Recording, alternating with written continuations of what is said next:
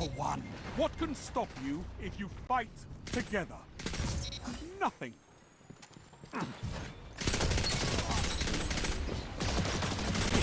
Double down. Double down.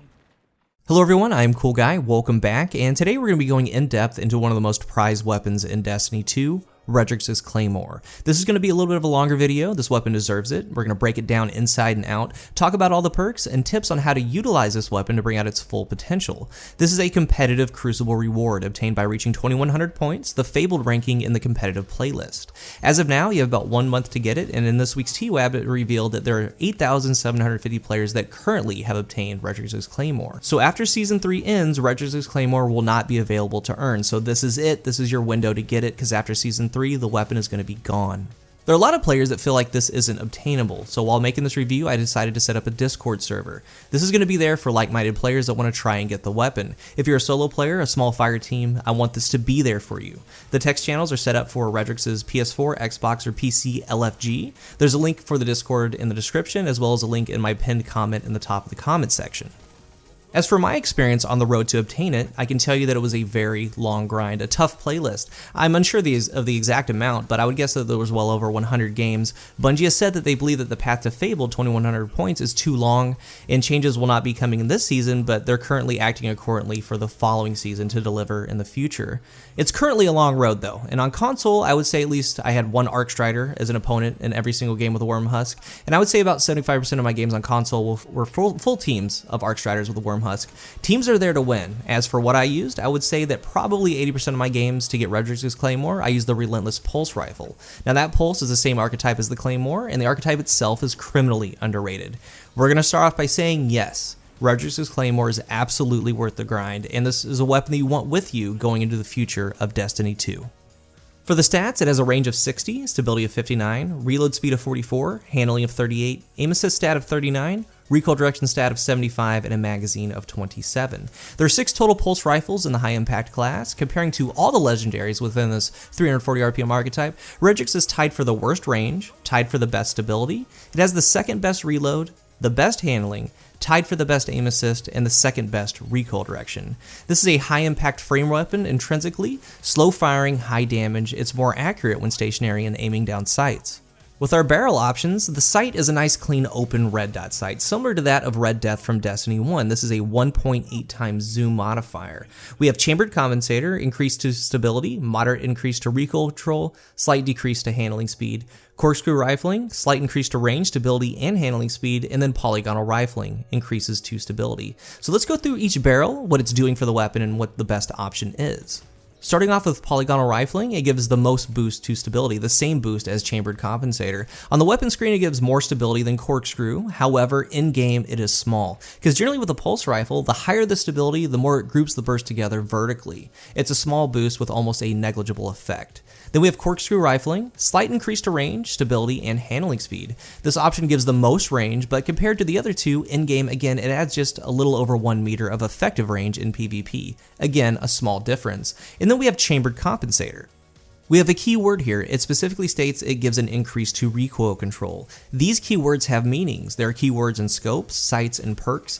This is the only option that states this. This is similar to a counterbalance mod. This is going to be your best option to use on Redrix's Claymore. The burst pattern will stay more central. The other two options have burst drift, meaning as you keep firing the weapon, they both drift to the left. Chambered compensator is what's really important with what we want to do with the weapon, and chambered compensator is the clear winner. Its first perk is Outlaw. This is the most important perk on this pulse rifle because if you don't trigger this perk, you can't get the full benefits of what it has to offer. Precision kills greatly decrease reload time. Once you land a headshot, you have a 5-second window that Outlaw is active, and within that window, you get the reload buff. As long as the text is on screen, you can get in the fast reload. But that leads us to its main defining perk, Desperado. Reloading while Outlaw is active increases your rate of fire. Once you reload, a 7-second timer starts. This perk ups the RPM to 540 RPMs from 340, so essentially it ups the fire rate 200 RPMs. The catch is that it keeps the damage of a high impact class, and with that fire rate, it makes the weapon feel more stable, but has more upwards vertical kick. With it being a base high impact, the rounds come out slow and sluggish. Each bullet within the burst has a nice spread to it vertically, but with Desperado active, the rounds are actually firing quicker, resulting in a slightly tighter spread. It feels amazing while you're in Desperado. In PvP, doing 29 to the head at the fastest pulse fire rate in the game allows for a very strong advantage in gunfights. But before we dive into PvP, interestingly enough, it's really good in PvE as well. I enjoy it there, especially in the escalation protocol. You work with it just how you would a kill clip weapon. You land a headshot on an ad, a thrall, low level acolyte, and then start shredding into your majors, higher level enemies. The theme of the weapon though is you need to get Desperado going, and a lot of the sections of the escalation protocol, you can have it going for a fair amount of time. But if you can't get Desperado going, it's just a basic high impact pulse and other options are going to suit your encounters better. But the real reason to have Redrix's Claymore equipped is going to be using it in the Crucible. It has 29 of the head and 18 of the body, resulting in a 1.07 second kill time. That TTK is in line with most weapons in the game, better than most weapons in the game actually.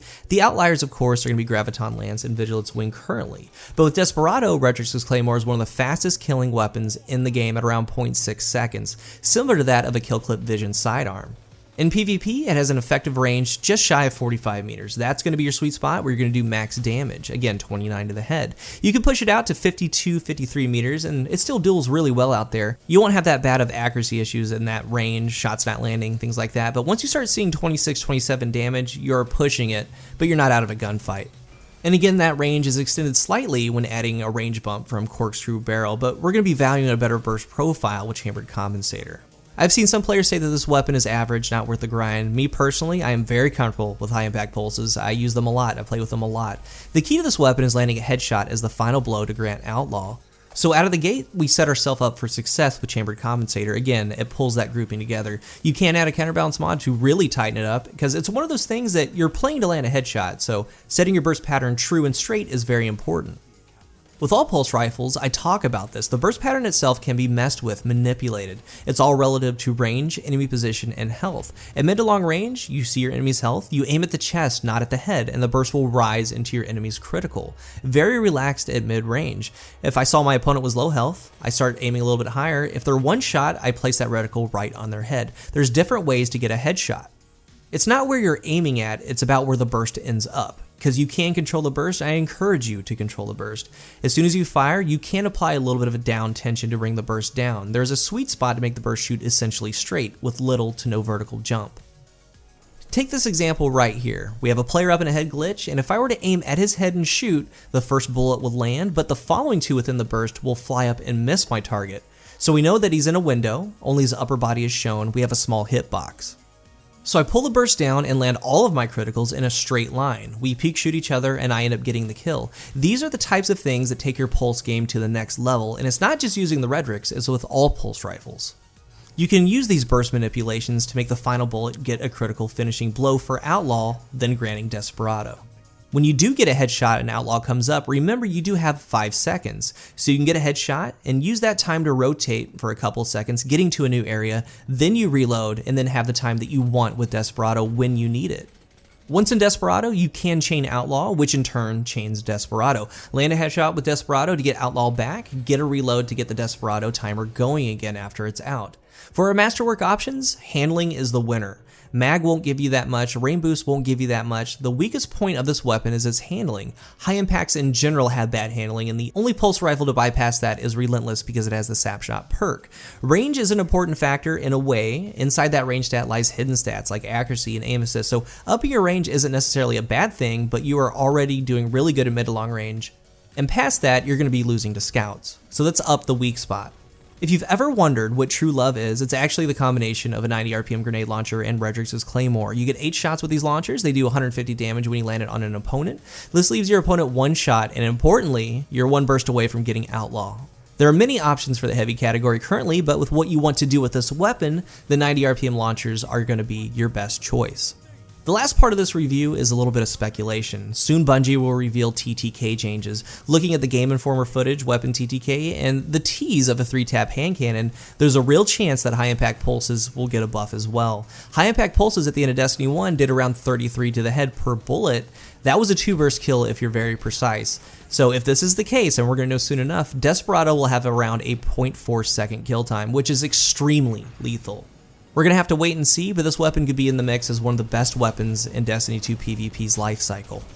In conclusion, Redrix's Claymore is the first true PvP grind weapon, more so than obtaining all the weapons from, let's say, Trials of the Nine or Trials of Osiris from Destiny 1. It's a prize at the end of a very long tunnel that's 100% worth it. Use some of the techniques that we went over today to bring out the most out of it, and to put it in the most simplest terms, all you have to do is land a final headshot. This weapon is absolutely amazing, and you can do things with it that no other weapon in the game can. If you have the time and desire, I strongly recommend you going for it. This is one of those weapons that will get better with time, especially since this is going to be out of the game when the new season starts. And again, if you're interested, my Discord is set up specifically for players to join and find like-minded players to go on that journey. Utilize it and get it this month. It's also there to talk a little Destiny. So let me know what you guys think of Redrix's Claymore, and if you have it, what are your thoughts? Time is running out. Thank you guys for watching, and until the next one, I am CoolGuy.